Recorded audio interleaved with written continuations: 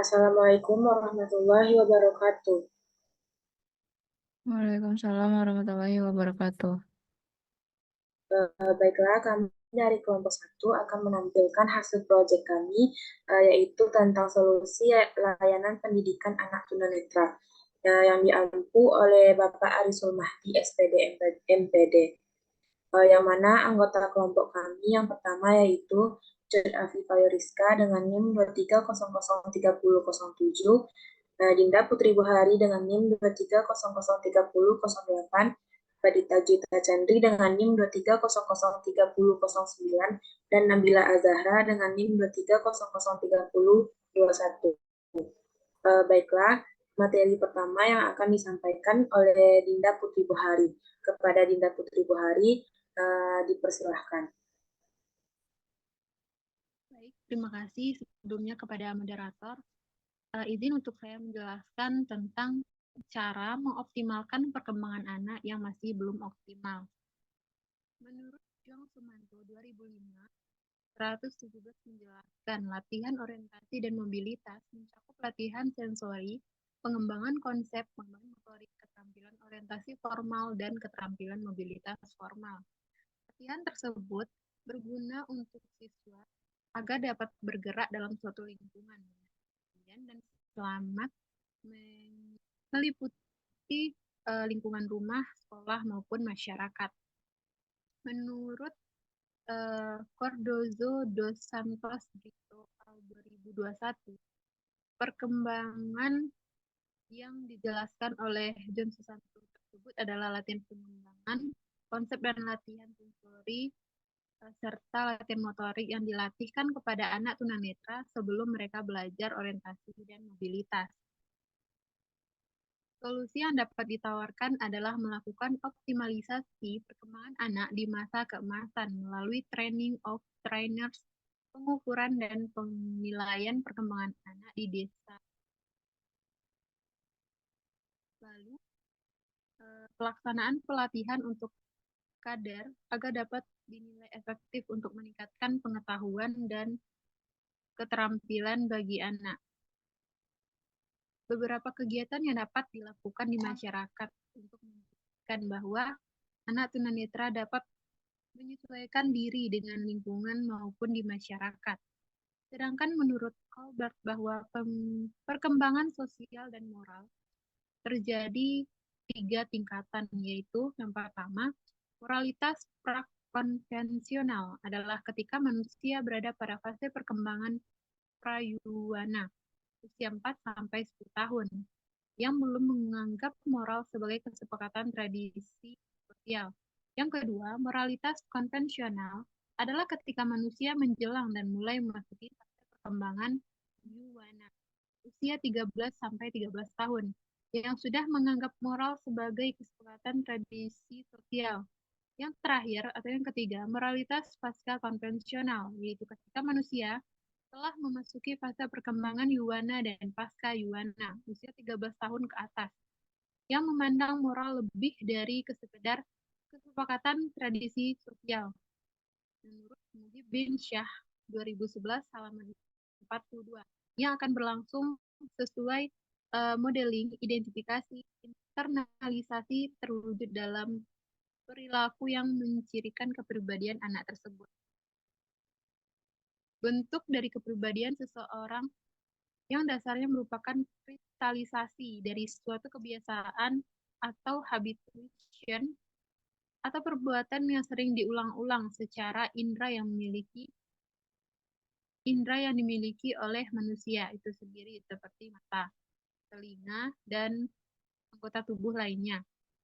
Setiap perbuatan tersebut, jika dilakukan secara berulang-ulang, maka akan menjelma menjadi sebuah kebiasaan yang pada gilirannya akan membentuk suatu kepribadian menurut Jawariyah 2010. Baik, hanya itu yang dapat saya jelaskan tentang cara mengoptimalkan perkembangan anak yang masih belum optimal. Selanjutnya, saya berikan kepada moderator. Baiklah, terima kasih kepada Dinda. Materi yang kedua yang akan dijelaskan oleh saya sendiri. Eh, yang kedua yaitu kebutuhan layanan kompensatoris untuk meningkatkan kemampuan orientasi dan mobilitas anak, serta meningkatkan kemandirian anak dalam keseharian. Dalam pelaksanaan penerapan pelatihan, pembelajaran orientasi dan mobilitas yang diberikan pada guru dan anak dan kepala sekolah diantaranya yang pertama, pengelolaan taman belajar dan bermain pada pendidikan inklusif. Yang kedua, menyiapkan setting tempat duduk untuk anak tunanetra. Yang ketiga, jarak guru dengan anak tunanetra dalam belajar dan bermain. Yang keempat, mengenalkan bentuk meja dan kursi. Anak tunanetra memiliki kebutuhan khusus dalam hal orientasi dan mobilitas serta dalam mencapai kemandirian dan kehidupan sehari-hari. Layanan kompensatoris dalam membantu memenuhi kebutuhan tersebut dapat meningkatkan kualitas hidup mereka. Berikut beberapa contoh layanan kompensatoris yang dapat diberikan. Yang pertama, orientasi dan mobilitas. Terbagi menjadi 3 pelatihan. Yang pertama, pelatihan orientasi dan mobilitas dasar. Anak tunanetra diajarkan keterampilan dasar untuk bergerak secara mandiri, seperti cara berjalan dengan tongkat, menggunakan anjing penuntun, dan orientasi menggunakan peta taktil. Yang kedua, pelatihan lanjutan. Anak tunanetra diajarkan keterampilan yang lebih kompleks seperti cara menggunakan alat bantuan mobilitas elektronik, orientasi di lingkungan yang kompleks, dan cara menggunakan transportasi umum.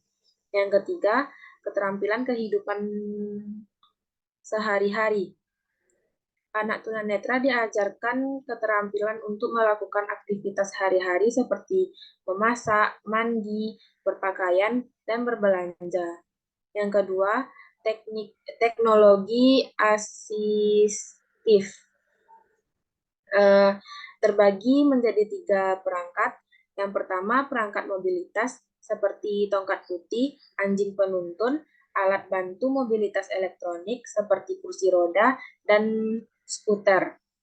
Yang kedua, perangkat komunikasi, perangkat lunak pembaca layar, layar braille, dan alat bantu komunikasi augmentatif dan alternatif.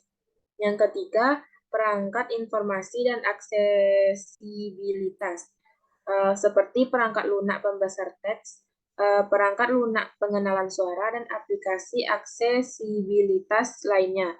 Yang ketiga, layanan konseling dan pendukung.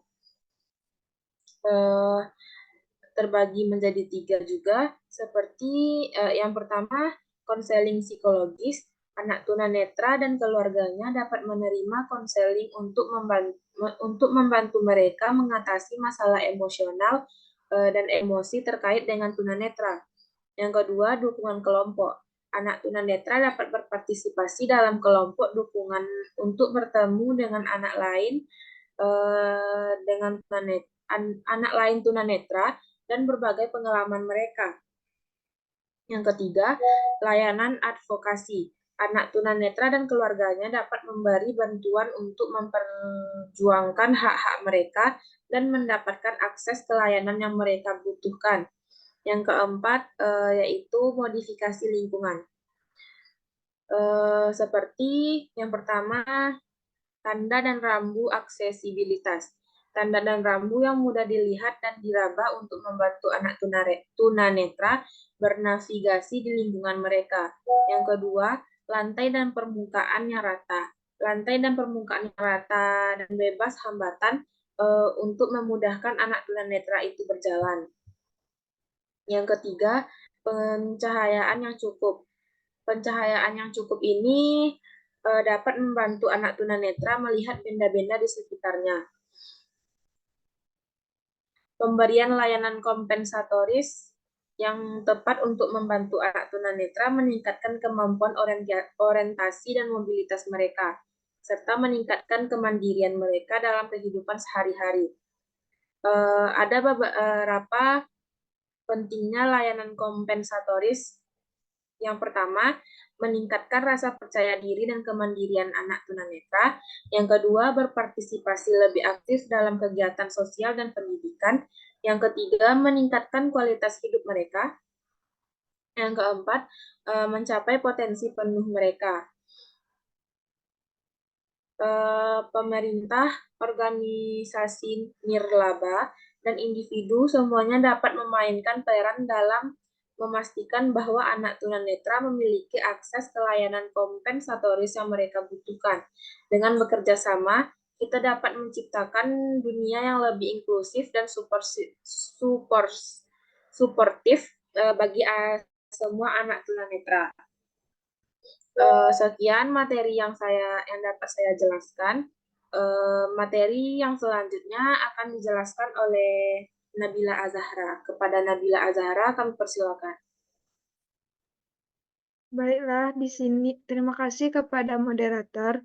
Di sini saya akan menjelaskan mengenai membelajarkan membaca dan menulis pada anak tunanetra. Mengajarkan membaca dan menulis pada anak tunanetra di desa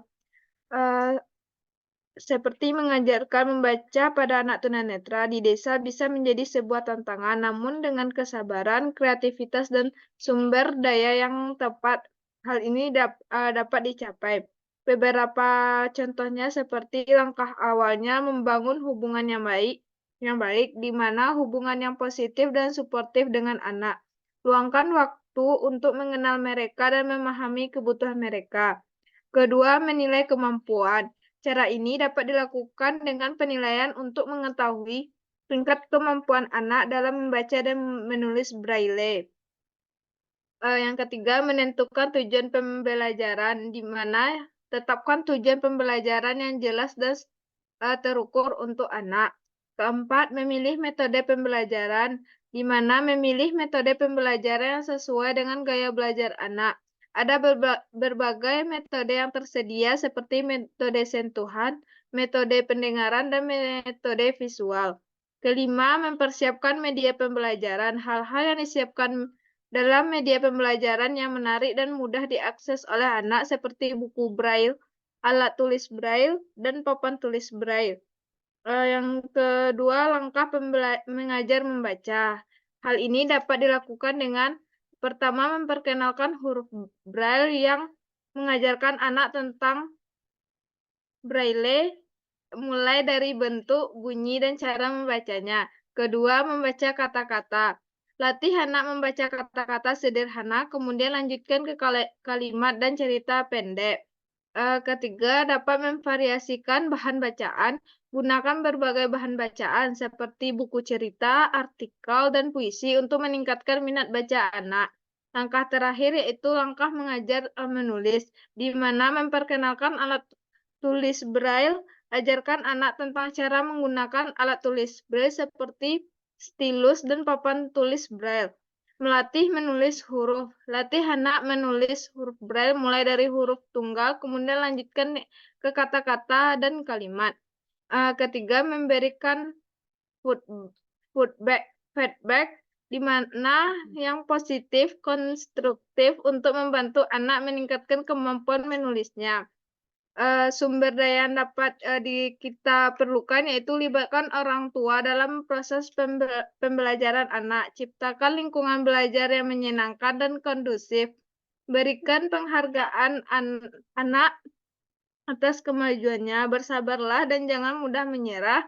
Mengajarkan membaca dan menulis pada anak tunanetra di desa membutuhkan dedikasi dan kesabaran. Namun dengan sumber daya yang tepat dan strategi yang efektif, anak tunanetra dapat mencapai potensi penuh mereka dan menjadi anggota masyarakat yang produktif. Sekian dari saya kembalikan kepada moderator. Baiklah, terima kasih kepada Nabila Azahra. Materi selanjutnya yang akan dijelaskan oleh Cut Afifah Yariska Jessica. Kepada Cut, dipersilahkan.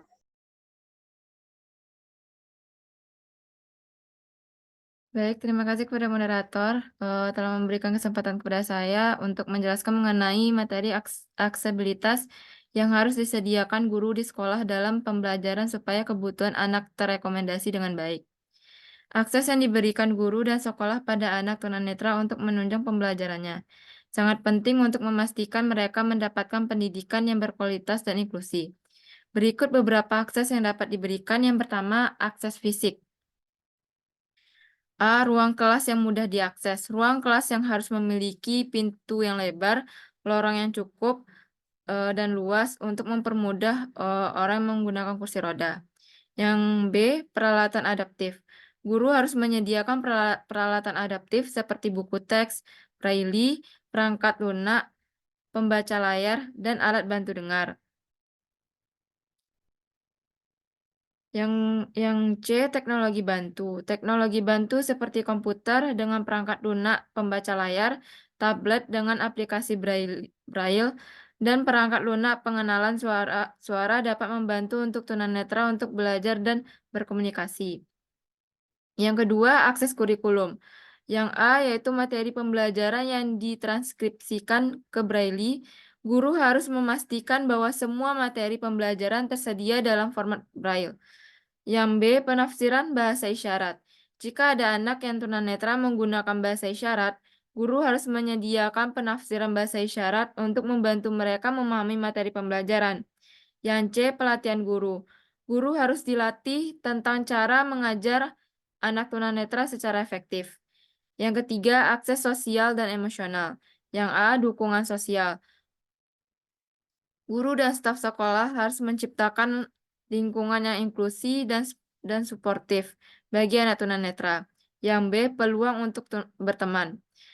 Anak tunanetra harus memiliki kesempatan untuk berteman dengan anak-anak lain di sekolah.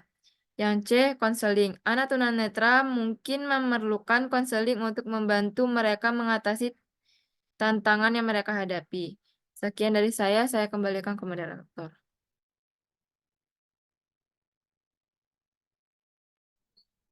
Baiklah, terima kasih kepada Cut. Sekian materi dari kelompok kami. Kami tutup dengan mengucapkan Assalamualaikum warahmatullahi wabarakatuh. Waalaikumsalam Waalaikumsalam warahmatullahi wabarakatuh. warahmatullahi wabarakatuh.